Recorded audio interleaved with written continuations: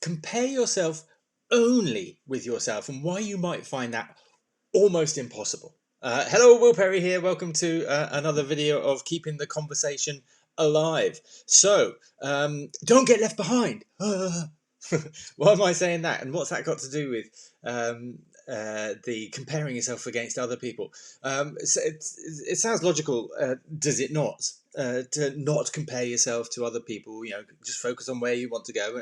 That's all good and logical advice. However, we don't always stick to advice, do we? And there's reasons for that, because we're the way we're programmed and the subconscious patterns that we follow, the neural pathways that are established that we, of course, don't realize and don't think about and just work on autopilot.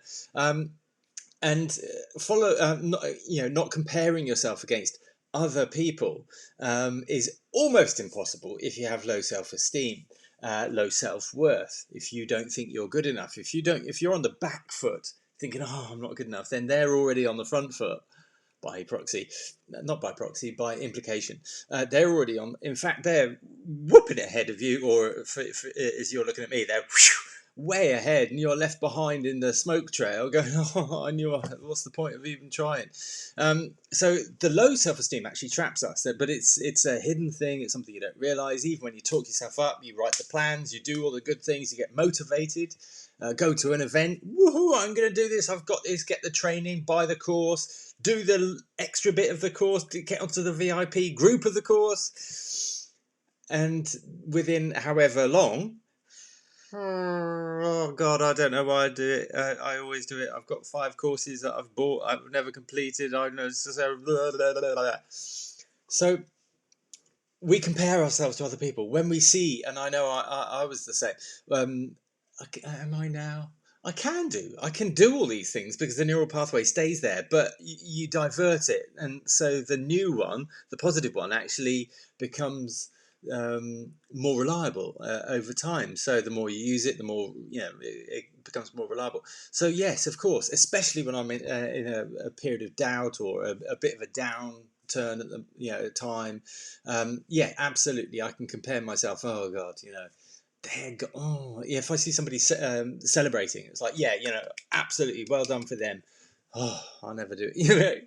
Absolutely, you can do that, and that's what you're doing. You can congratulate, be really happy for other people, especially if you're an empath. Absolutely. However, when you turn it back onto you, it's like, oh, no, I'm really happy for them. Does this sound familiar? So self-esteem is the thing that traps us. It is the thing that stops us just focusing on where we want to go and just doing the activity and doing it. That's what people with healthy self-esteem can do. So we're almost conditioned in that's why I say, keep up, don't get left behind. In our culture, Western culture, if you like, to be competitive, the whole commercialization, globalization, the whole, all of that. I can't think of the word, commercial. It'll come back to me in a minute. You're saying it. So yeah, that whole competition it's within us. We're kind of encouraged to be sporting, but not to be too competitive. It's like, yeah, there's the team aspect in sport, of course, but the winning, if you're solely focused on winning, that's towards the narcissistic end. Is that, oh, don't want to do that? That's too arrogant. And so, but there's a culture of competition. So don't get left behind. Don't miss the boat. Don't, it's like, oh, I've got to keep up with the Joneses. The whole in here in the UK, we've got quite a car culture. I think that's we're not the only ones, but keeping up with the Joneses is an expression which is, oh, look at the neighbours, they've got that new so and so model. Ooh, perhaps we should get a new car. Oh, they've got that. This pride of having the new car on the driveway in the suburban 2.4 children. It's but anyway, it's in the culture. I'm sure you get that. It's in the culture, that competitiveness. However, what we need to do with the culture is actually create the culture and define the culture for ourselves, our own culture. Because if you've seen the previous email, we're defined by our family culture that we were brought up in. That's a weird, idiosyncratic culture in itself. And every culture, family culture, is unique in different ways as well within the greater culture and the confines of that.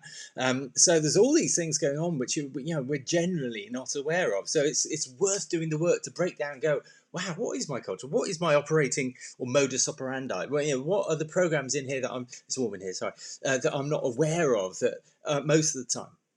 What are those programs? Why do I do those things? Why do I compare myself and beat myself up? Why do I do that? It's like, right, break it down, break it down, break it down. And that's why, like, for example, the pathway is so useful, because it's a structure and a process to helping you break that down.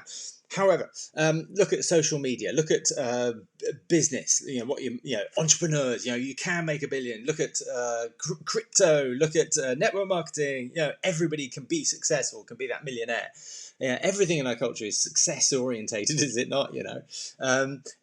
Whereas compared to sort of Eastern culture, what makes a success in Eastern culture, or a successful person?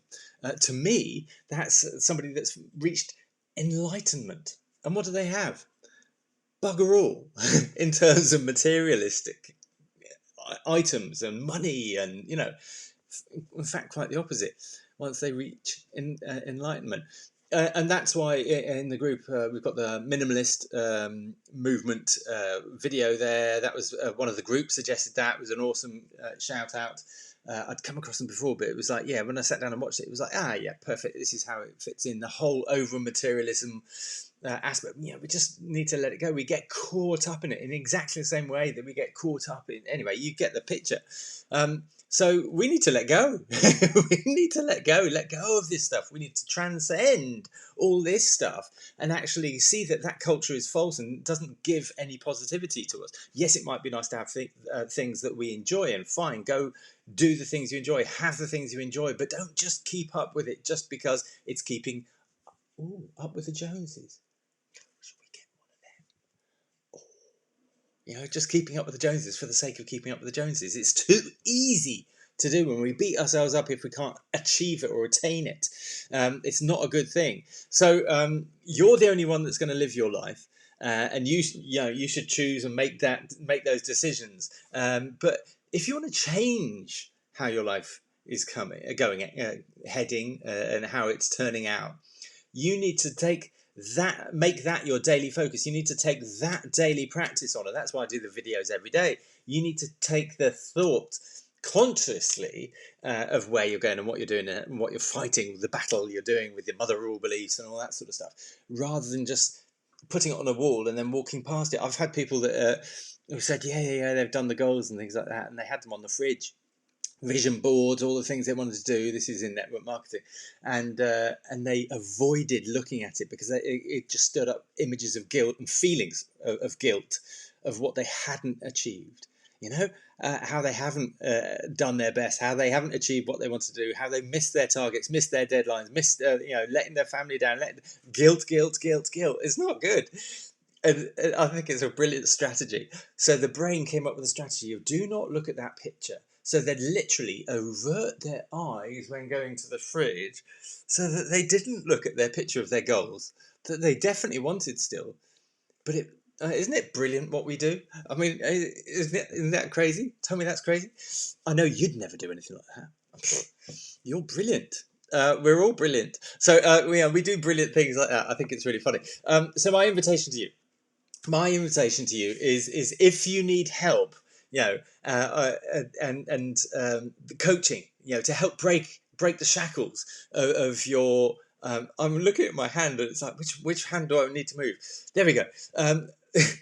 Along this pathway, if you want your process and you want to have everything laid up and helped through that process of transcending. That's what pathway is here about, and you can look at the webinar and find out how it works and have a call with us, and you'll find out how you get the call at the end of the webinar. And it's only 30 minutes because I'm conscious to keep up with the Joneses. Like, he's done a webinar, 45 minutes. That's a bit long. What it's like, so 30 minutes. It's like, boom, right, let's go. And then the next step is to have a conversation with us. So and get your questions answered to see whether this is something, this, which hand is it? Yeah, there we go. That process, that works for you, and whether, you are somebody that would work well with us, in our approach, and whether humor, is suitable for you. Humor is why I use humor. So, okay, so that's my invitation to you. Get the help that you need to help you transition in a conscious way, tackling the mother of all beliefs, stopping the automatic crappy stuff, so that you can look at something on your fridge and it motivate you rather than demotivate you, and you have to have this wonderful strategy of not looking at it even though you want it. How awesome is that? So breaking the shackles of the past, the past, the mother of all beliefs, the negative beliefs that are in there. So my invitation to you is to go and check out the webinar. Links around here. Obviously, take the test if you haven't taken the test already. Share, like, comment. Get involved in the conversation.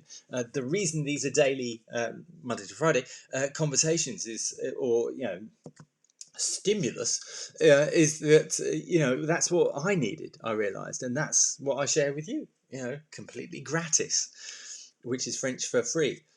It's not French, just joking. Unless it is French, gratis. Anyway, I will get distracted now. So, and I've taken 11 minutes 15 of your time. So, many thanks. Loves you, boyo, and goodbye.